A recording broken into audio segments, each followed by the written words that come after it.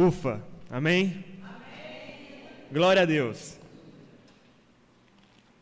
Mateus capítulo 4, versículos 12 a 25. Amém?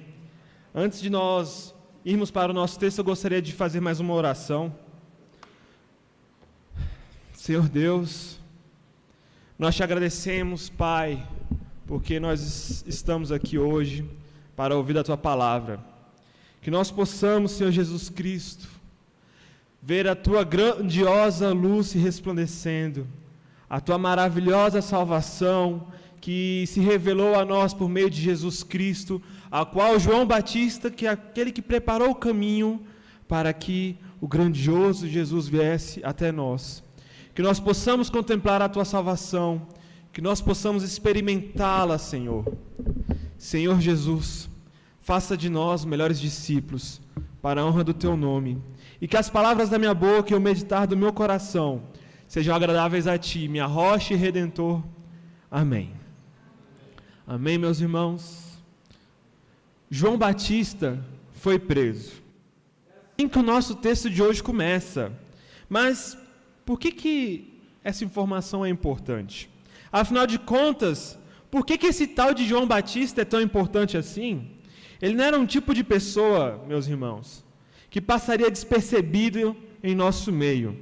Com certeza, alguém que se veste com uma roupa feita de pelos de camelo e um cinto de couro andando por aí na rua, com certeza ia chamar a nossa atenção.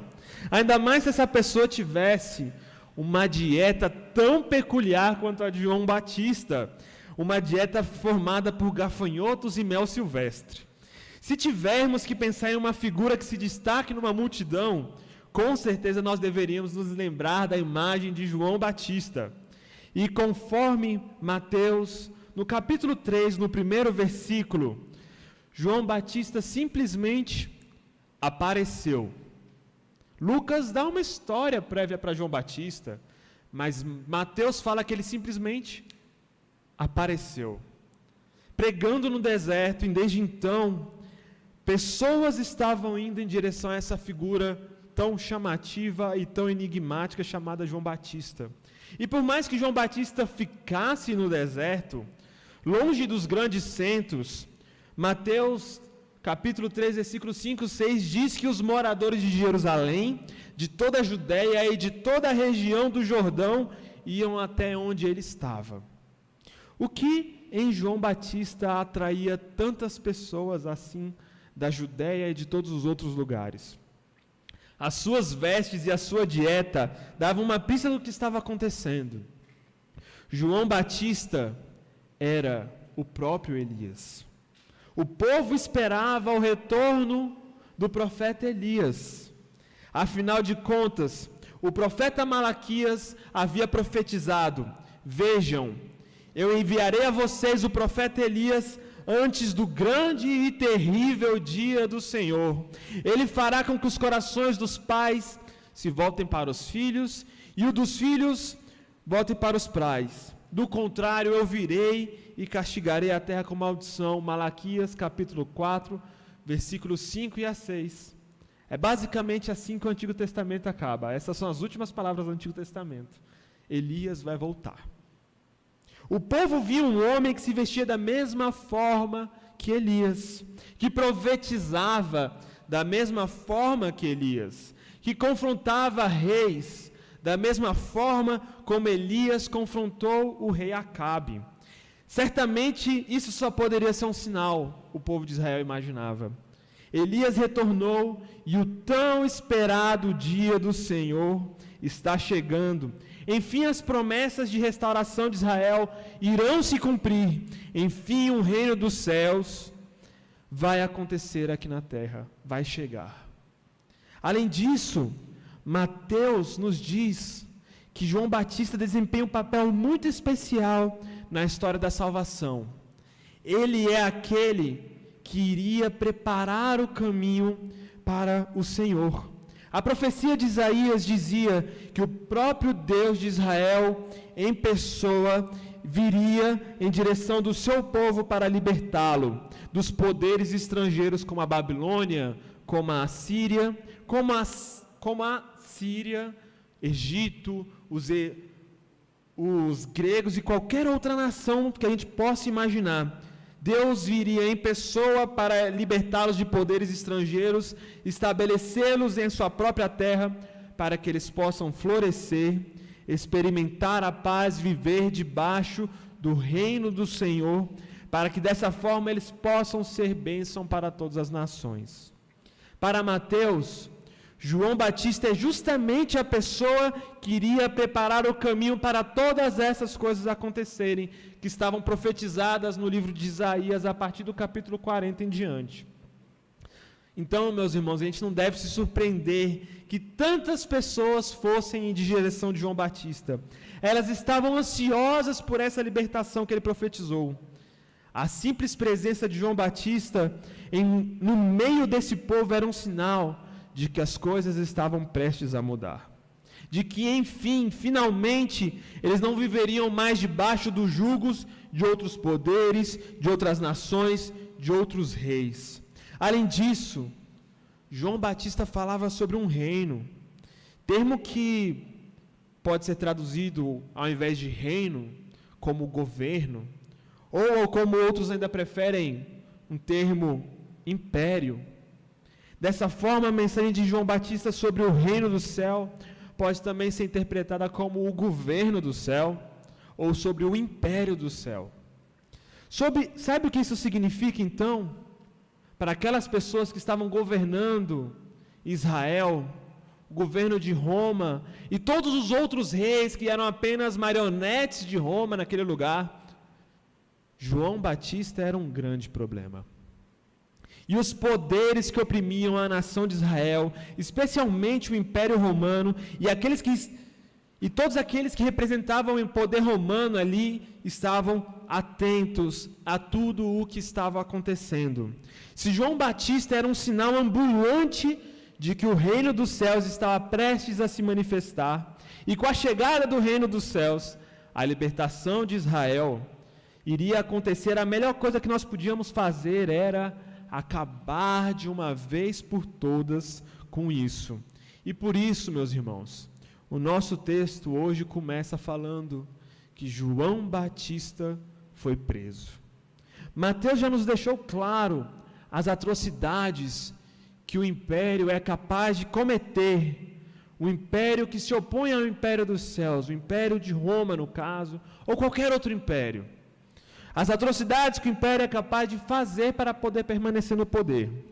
Quando Jesus ainda era uma criancinha, uma pequena criancinha, Herodes teve notícia de que o rei prometido iria nascer em Belém. E ele ordenou a morte de todas as crianças com menos de 2 anos em Belém e nos arredores daquela região. A família de Jesus, o Evangelho de Mateus nos conta, teve que fugir para o Egito e se refugiar ali para poder sobreviver. Isso nos demonstra que eles eram extremamente perigosos. Eles eram perigosos e poderosos. E por isso prenderam João Batista e por isso mataram as criancinhas. Eles estavam atentos. E agora, meus irmãos, com João Batista preso, como ficam as esperanças do povo de Israel? O que deve ser feito a partir da prisão de João Batista? Quando Jesus ouve falar da prisão de João Batista, ele simplesmente vai embora da região do Rio Jordão. Afinal de contas, Jesus foi visto publicamente sendo batizado por João Batista. Isso deveria ser visto como uma espécie de alinhamento ideológico com João Batista e tudo aquilo que ele representava, e os poderes que governavam com certeza não iam gostar da figura de Jesus. E você não quer ser visto como um alinhado, não é mesmo? De alguém que acaba de ser preso. Normalmente, isso é uma péssima associação. Por isso, Jesus vai embora da região do Rio Jordão para Galileia, logo depois de Samaria. É como se Jesus estivesse num bloco de terra, existe Samaria no meio, e depois de Samaria, uma outra nação, que é a Galileia, mas que está sob o governo de Jerusalém, tem bem no meio um povo ali que não é muito bonzinho, né? Que os judeus normalmente não gostam. E Jesus vai para Galileia. Por isso ele vai embora para Galileia, terra distante de onde reina Arquelau, Herodes, que prendeu João Batista. E Jesus, a gente deve se perguntar então, ele fugiu por medo? Essa é a grande pergunta que a gente pode fazer. Jesus fugiu. Foi um sinal de medo de Jesus? Antes fosse. Jesus viu na prisão de João Batista um sinal. No momento em que João Batista foi preso para Jesus, esse era um sinal que o seu ministério deveria começar. A mudança de Nazaré para a Galileia pode nos parecer uma simples mudança de casa. Mas Mateus enxerga nisso tudo algo muito mais profundo. Ele enxerga uma profundidade na mudança de casa de Jesus, na ida de Jesus para a Galileia. Ele enxerga no versículo 14 e 15 em diante que Jesus estava, na verdade, cumprindo uma antiga profecia do profeta Isaías. Tudo isso foi para se cumprir o que está dito em Isaías. Terra de Zebulon e terra de Naftali, caminho do mar, do outro lado do Jordão, Galileia das nações. O povo que estava assentado em trevas viu uma grande luz. A luz se levantou para os que estavam assentados na região da sombra da morte. Há profecias de Isaías para o povo que foi derrotado para a Síria há quase de 500 anos atrás. E logo depois dessa derrota, eles foram deportados para a Síria no exílio e tiveram que viver no exílio, e aquela região foi tomada por outros povos. A profecia de Isaías para aquele povo, uma profecia de quase não é milhão, né, gente? Meu Deus. Metade de 1000 anos, tá? 500 anos. Uma profecia de quase 500 anos, Jesus está querendo cumprir ela. E Jesus, para essas pessoas foi dito que um dia Deus iria libertá-los. Um filho da casa de Davi iria trazer a salvação para essas pessoas. Traria a salvação para essas pessoas, a salvação que eles tanto desejavam. A manifestação desse novo rei Davi seria como uma grande luz resplandecendo no meio das trevas, é o que Isaías diz. Por meio deste novo Davi, as correntes da escravidão seriam quebradas, a vara que batia nas costas e o bastão do capataz de trabalhos escravos de uma vez por todas seriam quebradas, conforme diz Isaías capítulo 9. Enfim, toda bota que pisa com barulho e toda capa empapada de sangue, é como Isaías diz, seria queimada, devorada pelas chamas. Este novo rei Davi acabaria de uma vez por todas com toda a escravidão e com toda a violência que esse povo estava sofrendo. Este novo rei Davi seria conhecido como Conselheiro, Maravilhoso, Deus Forte, Pai de toda a eternidade, Príncipe da Paz. Grande seria o seu domínio, é o que Isaías diz, e a paz não teria fim sobre o trono desse novo rei Davi, que seria firmado e reforçado com o direito, com a justiça, de agora para sempre. Essa é a profecia de Isaías. Mais uma vez, para Mateus, a vida de Jesus para a Galileia, para essa terra, não era uma simples mudança e nem mesmo uma simples fuga, mas a presença de Jesus ali era um sinal de que tudo estava prestes a acontecer, de que algo novo iria acontecer nesse momento. Aquelas pessoas que estavam debaixo de um governo de morte, que estavam vivendo no vale da sombra da morte, agora iriam ver a luz e a vida resplandecer. Um novo reino, um novo governante apareceu. A Galileia era a terra da sombra e da morte. E é na Galileia que a luz de Deus irá raiar primeiro.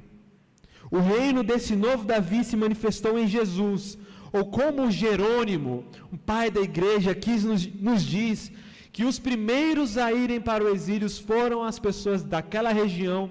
Logo, eles seriam os primeiros a experimentarem a restauração que Jesus estava trazendo. A salvação iria começar justamente pelos que foram primeiros a experimentarem a morte e a destruição. Versículo 17. A partir daí, Jesus começou a pregar e a dizer: arrependam-se, pois o reino de Deus está próximo.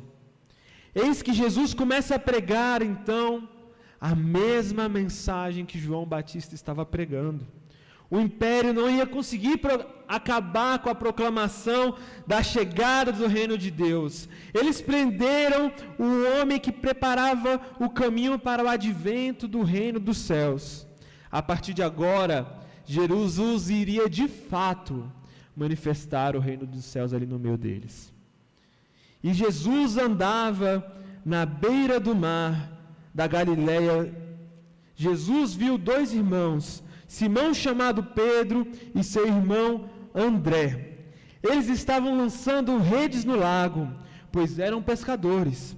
E Jesus lhe disse: venham após mim e eu farei vocês pescadores de gente. Imediatamente abandonando as redes, eles o seguiram. Indo adiante, viu outros dois irmãos, Tiago de Zebedeu e seu irmão João. Estavam na barca com o seu pai Zebedeu, consertando as suas redes, e Jesus os chamou. Imediatamente abandonaram a barca e o pai e os seguiram. Assim como a profecia de Isaías enfatizava a presença do mar, em Isaías capítulo 9, Jesus então começa a andar na beirada do mar também. E na beira desse mar, Jesus viu os seus primeiros discípulos. Isso seria considerado, meus irmãos, em qualquer outra situação, um grande erro. Um mestre, para início de conversa, ele deveria ser procurado. Mas Jesus não ficou esperando ser encontrado por seus discípulos. Jesus buscou discípulos. Além disso, Jesus não chamou eles para que eles se tornem alunos dele, mas os chamou para segui-los. E mais, Jesus disse que os transformariam em pescadores de pessoas. Além disso, o esperado seria reunir seguidores de uma região nobre, como a Judéia. Porém, Jesus chama as pessoas que viviam não na Judéia, mas na Galileia, que era uma região assim, meio desprezada, distante, longínqua, a região do vale da sombra da morte, conforme Isaías. Neste lugar, longe dos grandes centros. Além disso, Jesus chama pescadores para serem os primeiros discípulos e membros do seu novo reinado, desse novo reino, desse novo governo, desse novo império. Sigam-me e eu farei de vocês pescadores de homens. São poucas palavras, mas foram suficientes para que os primeiros discípulos deixassem tudo para trás e seguissem a Jesus.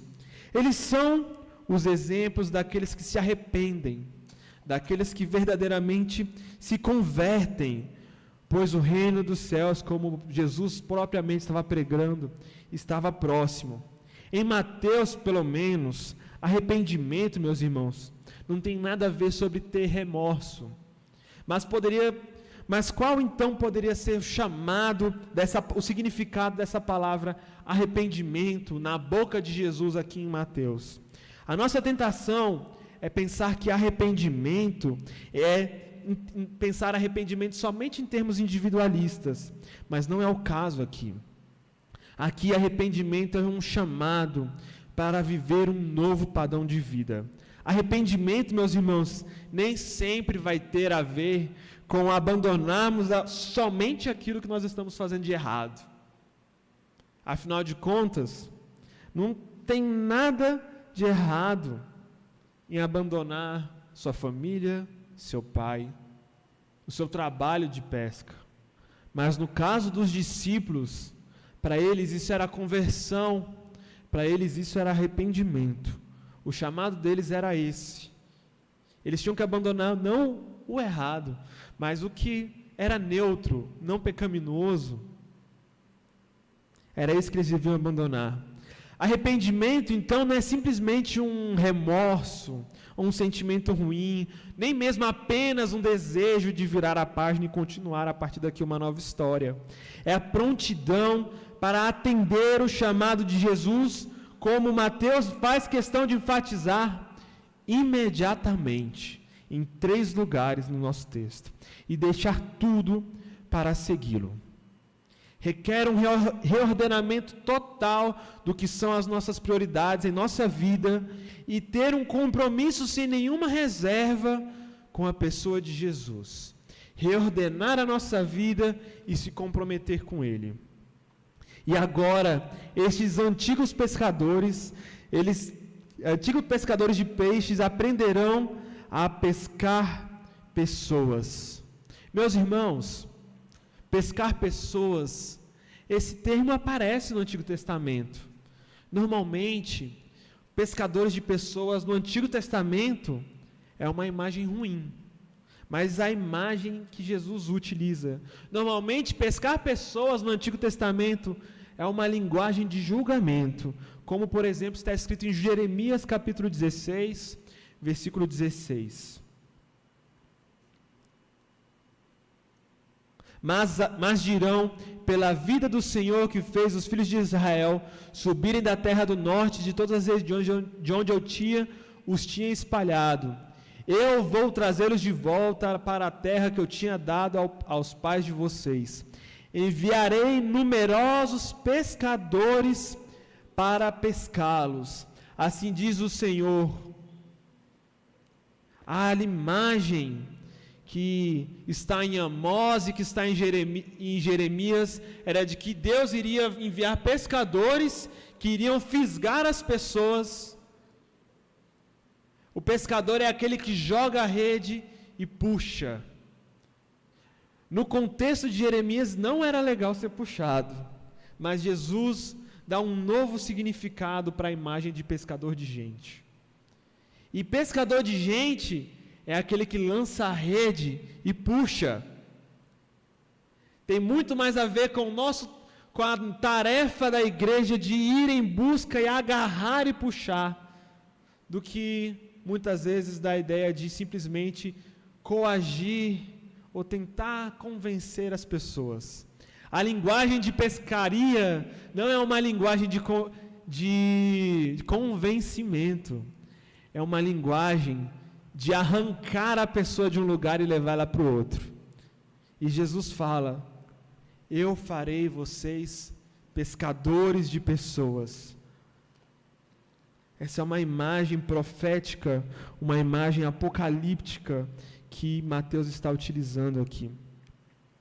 Ou como diz a parábola em Mateus capítulo 13, versículo 47 e 48. O reino dos céus é ainda semelhante a uma rede que, lançada ao mar, recolhe peixes de toda a espécie, e quando já está cheia, os pescadores arrastam-na para a praia e, assentados, escolhe os bons para os cestos e os ruins para jogar fora. Percebam o poder da imagem que Jesus está falando. Joga a rede, recolhe quando ela já está cheia e puxa. Essa é a linguagem de pescador. Eu farei de vocês pescadores de homens.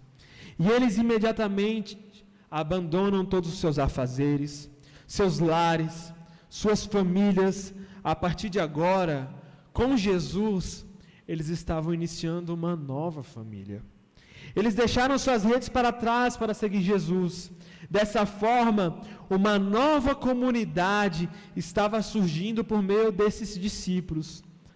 Era um nascimento de um novo Israel, como Mateus quer deixar claro. O reino de Deus, que João Batista dizia estar chegando, e que ele, como uma espécie de profeta Elias, estava preparando o caminho, esse reino surgiu nesse momento. João Batista preparou o caminho, Jesus inaugurou. Os pescadores, então, se tornam os primeiros membros do reino inaugurado por Jesus.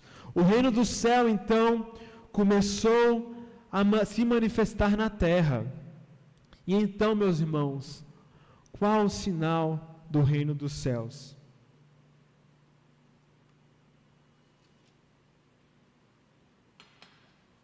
O sinal do reino dos céus é: Jesus percorria toda a Galileia, ensinando na sinagoga deles, pregando o evangelho do reino e curando toda doença e enfermidade do povo. Sua fama se espalhou por toda a Síria. Vocês percebem que está chamando de Síria, nem de Israel, a Galileia?